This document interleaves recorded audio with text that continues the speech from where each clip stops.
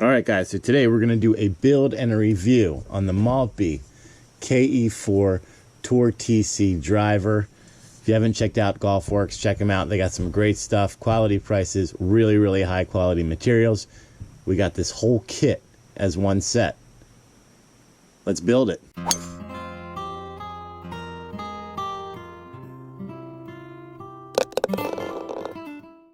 Welcome back. All right, so let's go into some of the specs of this. This is a 202.2 gram driver head. It is adjustable, which is really, really nice. So you have the availability to change whether you're setting up neutral, face closed left, high, up, and it has a lot of those adjustment values that you see on some of the higher end manufacturers, TaylorMade, Callaway, Ping, etc. And it comes with everything that you see here. So you can either build this yourself like we're going to do today, or when you're buying this on golfworks.com, you can opt for them to build it for you, and they will build it for you no charge. You tell them your specs, your length, your grip size, all that stuff, and they will take care of it for you, build it, and send it to you. I'm going to tell you something about Golfworks, guys. I ordered this driver 2 days ago. Yes, it's not put together. Obviously, putting it together will extend some of the shipping time and time that you get it, but 2 days ago I ordered this driver and I have it today. Really, really great shipping. So let's look at how much this guy cost. So we're coming in at $169 for everything. It was the KE4 adjustable driver pack. You got the wrench, you got the head, you got the head cover, you got the grip and the shaft, and of course the ferrule, which is on the shaft. So all this came together for $169, which is a super, super great deal. Head cover is really nice. It's kind of like that old style head cover, the vintage style. You can obviously use your own if you don't want to use this one. But as you see, $169. Assembled or broken apart like this so you can do it at home. Either way, the price doesn't change. So when we're building a driver, typically 90%, 99 probably % of the time, we're going to be dealing with a graphite shaft. So we've done irons, we've done wedges, we've done hybrids. They have dealt with steel shafts. The hybrid dealt with a graphite shaft. So when we're talking about builds, graphite shafts are completely different than if we were to build it using a steel shaft. So we're going to talk about some of those differences as we continue through the process. The very, very first thing that you're going to need to know is obviously what is the length that you're wanting to make this club. So in order to do that, you need to know what the standard is according to Maltby. So according to Maltby, their standard for a driver with a shaft at 65 grams or higher is 45 inches. So we know based on our build here that we're making everything a 1/4 inch long, right? That's what we marked on our chart here. Our driver is going to come in at 45.25 inches. So now that we know our total length, 45.25 inches, do we need to do anything to prep this shaft for assembly? Meaning, do we need to tip trim? Do we need to butt trim? All shafts are different, and the only way that you know this answer is by checking out the specs of the shafts. One of the things that Maltby does on all of the products that you order for them is they will give you, if you see right down here on the shaft, it'll tell you a trim code. So this is a W2 trim code. The other thing that comes with your invoice, obviously, is shaft trimming instructions. So if we go to W2, we can see right here for a driver, they don't recommend any trimming. And it is a butt trim only. So that means we don't have to worry about tipping this, which is fantastic. So all we're going to do at this point, let's head over to the measuring station. Let's measure this up at 45.25 inches, and we're going to cut it and prep the shaft for epoxy. All right, so when you are dealing with an adjustable head like we have here, when you go to measure, you need to absolutely make sure that that adjustable tip is 100% tightened in that shaft. You do not want it to be loose because that will negatively impact your measurements. So we're going to use our Mitchell Golf Equipment club sole plate measure here. We're going to install our shaft. Fit install at this point. Nothing is affixed. We're going to place our club into the measurement guide. All right, so down here we know we're going to 45.25. So we're going to get a little blue painter's tape. We're going to put that on here, roughly in that range, making sure we're putting pressure on our shaft this way so it's not backing out on us or come loose or anything like that. And let's go to 45.25. Okay, and we're marked there. Now we're just going to continue wrap that tape around. And on our shaft here, what I like to do, obviously remember, when we cut here, this is all going to be scrap. So inside the line, I'll put our total measurement and what club it is, just so we know. We're only dealing with one driver, but if you're doing a set of irons particularly, you want to make sure that you do this point just so you don't get your clubs mixed up and your shafts mixed up with what heads are supposed to be going in. So at this point, we're simply just going to cut the shaft. So we can see here we got a nice clean cut. Probably needs a little bit of touch up with sandpaper. What we're also going to need to do with the sandpaper is get our tip ready for epoxy. Really, there's not a lot of prep that's needed on this. It's smooth. I don't feel any splinters or burrs. What we're going to do anyways, we're going to get a little 500 grit here. Just roll it around the tip. Make sure that when you're sanding or cutting, you're always tapping out. You don't want any of that stuff to stay into the shaft, especially once you put the grip on or the club head. So the best thing to do is get it prepped, get some canned air, and just blow everything out of there. Now when it comes to abrading the tip on a graphite shaft, in the past when you guys have watched this, we've used the 1-inch belt sander. For steel, that's great. For graphite, I highly suggest that you do not do that. This is my method that I use for abrading graphite. So we're gonna get our ferrule on, put our club head on. So now we have a pretty dry fit as to where we're gonna be. I'm gonna get some blue painter's tape and I'm gonna put it right up against that ferrule, kind of right there. Take this off, take the ferrule off, and now we know that when we go to abrade, we don't want to abrade below that blue strip. Again, doing this by hand ensures that you don't take too much off and you don't compromise the integrity of the walls of your shaft. All right, so you want to have a little abrasion that kind of looks like this. You can see here when we take that tape off. And finally, grab yourself some canned air, just stick it here in the butt.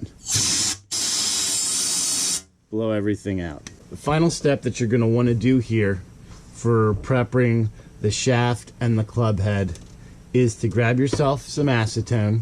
Isopropyl alcohol works great too. And you're going to go ahead like so. Make sure you get it all cleaned out. Any dirt or grime that's in there from the shop, from the manufacturer, from the process, to get it nice and clean. And then go ahead with some of the residual and just give the shaft a nice wipe off. So now when it comes to epoxying, this is pretty easy. If you guys haven't watched my video on proper ways to epoxy, check it out here and get yourself up to date. We talked about 2-component epoxy here. This is a 20-minute working time and a 24-hour set time. So remember, it's a 1-to-1 ratio by volume. So 1 milliliter of part A, 1 milliliter of part B. So what I like to do first is I typically do the A. And the reason I use the hardener first is because it's the thicker of the two. It allows me to get a better gauge when I put my B down. My B is much more thin, it's more viscous, it likes to run around, so you can get a much better gauge as to how much you're using if you put the thicker epoxy on first, if that makes sense. So just grabbing a mixing tool, whatever it is, you're just going to mix this stuff up together. Next, we're going to add some shafting beads. Why shafting beads? So if you don't know, check out this video right here. It explains to you what shafting beads do, why they're important, and how much to use. And now we have this nice mix right here. So let's get our ferrule onto our shaft. We're gonna first start putting this into our club head. Make sure you get it at the bottom too. I see a lot of people that forget to coat the bottom of the club head. It's a good contact point for this shaft. Next, we're gonna get our shaft right. We're gonna start with some on the bottom. So let's get this on here. You don't need a ton. I think I've probably put too much on this already. We'll find out here in a second. So using a twisting motion, we're just gonna seat this into our club head like so. Let those shafting beads work around. Yeah. Okay, now we're gonna bring our ferrule down. It's a collared ferrule, so it's actually gonna sit inside. I'm gonna put just a little here so that ferrule doesn't back out on us, because it is kind of a loose ferrule. Grab a little towel, wipe off all of your excess. You wanna get as much off now, because when you're dealing with graphite shafts, getting it off later is going to be a disaster. What we like to do is make sure that our labels are in line with our club. So know which way your club is set up, and wherever it is, make sure you have that adapter set up correctly. So if you want it in neutral, make sure it's set up in neutral, and then adjust your graphics to that setting. Set up where you want it. Grab yourself some painter's tape. Go down onto the club all the way up to the shaft. Wrap it around to lock everything in so it doesn't twist while it's drying. Allow gravity and time to do its job, and in 24 hours come back and we'll regrip it and the club's done. So here's a tip for you guys. When you're done assembling the club, don't throw out your epoxy, whether you have it on a mixing board or in a cup or whatever. Label it with the date and the time. So today is 12/12. It's about 10 a.m. And put what club you did. So we did the driver. This way, after 24 hours, we can come back and we can inspect the epoxy here and see, is it set nice? Does it crack nice? Is it flexible? All those things are indicators as to whether or not you made a good batch. Just put it next to the club, leave it alone, 24 hours, come and check this before you touch your club. 24 hours later, here we go. So here is, like I said, we kept our sample here so we can check our epoxy. You want to make sure that it cracks and doesn't bend. Everything looks good. Let's go ahead and do the ferrule now. Acetone. Microfiber rag. Just put a little bit of acetone on that rag. You're going to hold it over the ferrule like so, and you're simply just going to spin. And we'll go ahead and polish it up. And there we go. Perfect and nice. Next thing up is we're going to go ahead and we're going to place the grip on here. Alright, so we've got our club set up in our vise. We have our lambkin cross-line grip. With this build, we're going to do a +1 layer wrap, so we're going to get an idea as to where we want that grip to go. I want the grip to end right before we hit those double white lines. We're going to wrap around our tape. Work from the front back, because the shaft is tapered. That way you won't get any wrinkles or creases. We'll fold and tuck the excess in the back, and we'll apply our double-sided tape in the same fashion. Peel off our layer, expose our double-sided tape, tuck our back in. Next, we're going to use a Brampton HF100 grip solvent. Plug the butt of the grip, fill the grip with the solvent, give it a little shake, and pour onto our grip. Don't go cheap with the solvent. It all catches, it's stored in the reservoir. It's not like we're going to lose it. And then in one smooth motion, we're just going to move it. And then slowly just bring it up. Remember, this is the end of our tape. We want it to stop right at those double white lines. So we're going to move this until we can feel that tape. I can feel the ridge right here. So we're in position.